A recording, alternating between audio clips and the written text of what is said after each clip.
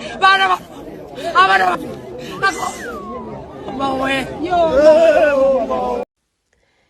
everyone, so today we are focusing on FAC1502 studying Unit 2, which is Learning Unit 2. We're mainly going to focus on the financial position, so please familiarize yourself with this topic because it's very important. So those are the key concepts. It's basically everything that we're going to be talking about today. Familiarize yourself with that as well. Moving forward, there's a few exercises there. Work on them. And then those are the key concepts. We'll mainly focus on the assets, liabilities, equity, the double entry system, and the accounting equation.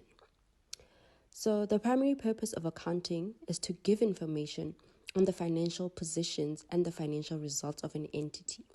So this study unit will deal with that. It will help you understand the financial position. So the accounting entity, every entity of which separate financial records are kept in an accounting entity, it is extremely important to see a business as a separate entity from its owners.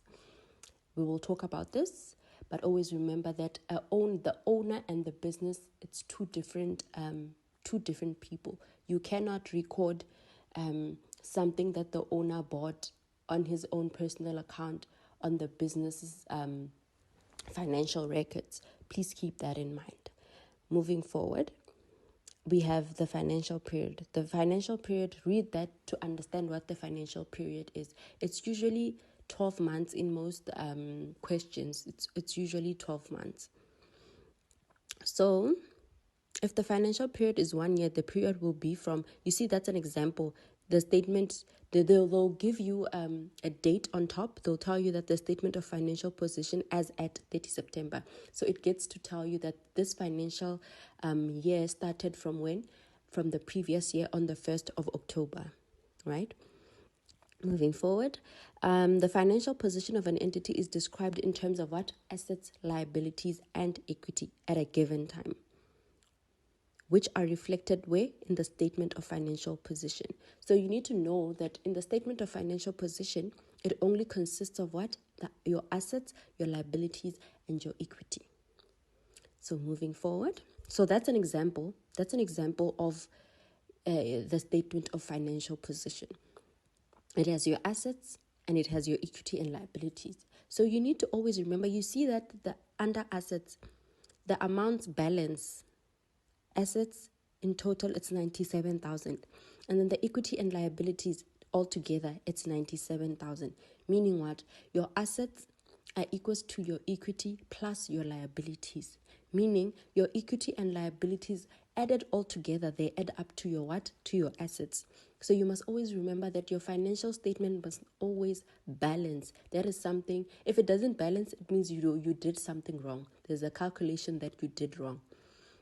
So moving forward, we have the elements of the financial statement. So the elements of the financial statement, you need to write this down. It's your assets, it's your equity, it's your liabilities, it's your income and your expenses. So please remember that. So go through the examples of your non-current assets and the examples of your current assets. Know the difference. Understand, because they are always going to show up in your assignments and in your exams. So moving forward, we are going to liabilities. Liabilities are present obligations. In other words, they are the debts of an entity to transfer economic resources, payments as a result of past events. Past events mean what? The borrowing of money. So that's the definition of your current liabilities and the definition of your non-current liabilities, the difference, the examples. So always remember the examples. Always remember that. And then a liability is recognized as an element of an entity's financial statement when it is probable that economic benefits will flow from the entity when an obligation is settled. Moving forward, now we are going into what equity is. So equity is the difference between the value of assets owned by the entity and its liabilities, meaning it's your assets minus your liabilities, and then you will get what? Your net asset value. Okay, moving forward, that's also an example under the statement of financial position. Now we are under the basic accounting equation. Now this is something that you need to always remember. This is something that you need to understand because it always shows up in your assignments. You need to remember that your assets are equals to what? Your equity plus your liabilities.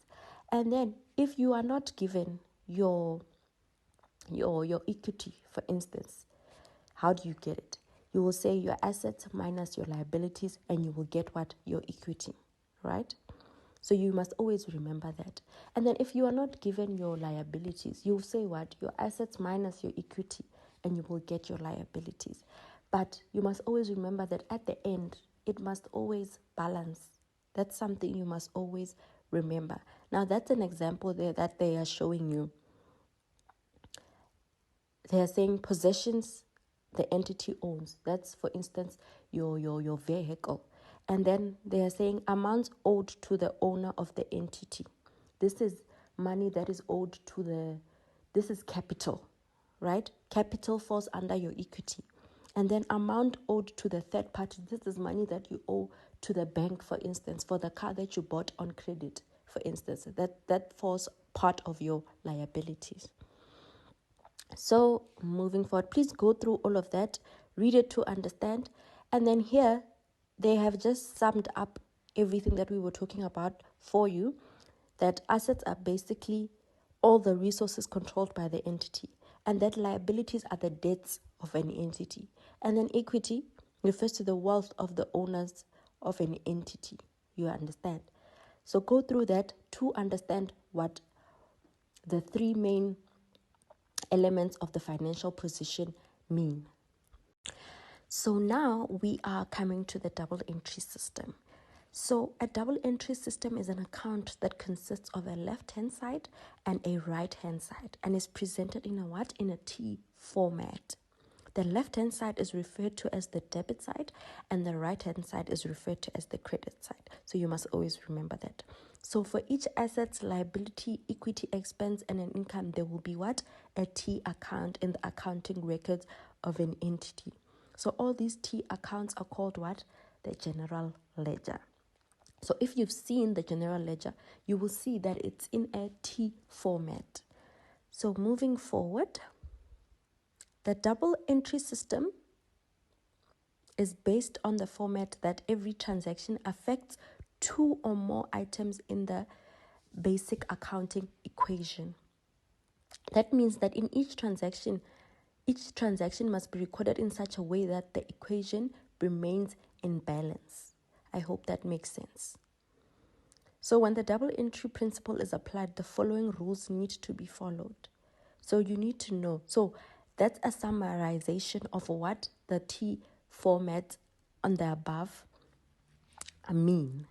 So now we're moving forward to the exercise. All right, so now we are moving on to the exercise. So they're saying Maxi Services assets amount to 30,000 and its liabilities, its creditors, trade payables amount to 5,000. Calculate the equity. So remember what I said, that your assets are equals to your equity plus your liabilities. But here we are not given our what? Our equity. That's what we are supposed to calculate. So you're going to say what? Your assets minus your liabilities are going to give you your equity, meaning it's the 30,000 minus the 5,000, and then we are going to get the 25,000. Moving on to exercise number 2. Tom is the owner of Zebra Services, which offers a carpet cleaning service. On the 30th of November 2021, Zebra Services owns equipment amounting to 100,000. Clients owe 40,000 for services rendered, and Zebra owes 20,000 to a supplier for parts purchased. Zebra Services also has 10,000 in cash in the bank. So you need to identify what your assets are. The Zebra's assets are the 100,000 for the equipment. Clients owe Zebra 40,000. That's also what? Your trade receivables. Trade receivables fall under what? Your current assets. And then what? Zebra Services also has 10,000 in cash in the bank. 10,000 in the bank is what? It's your your current assets, it's money inside the bank. So you add that all together. And then let's identify our liabilities. They say Zebra Services owes 20,000 to a supplier for the parts purchased. So now we are looking to calculate what? Our equity. So remember, if we are not given our equity, we are going to say what? Our assets minus our liabilities, and you will get your answer. That is an example on the statement of financial position.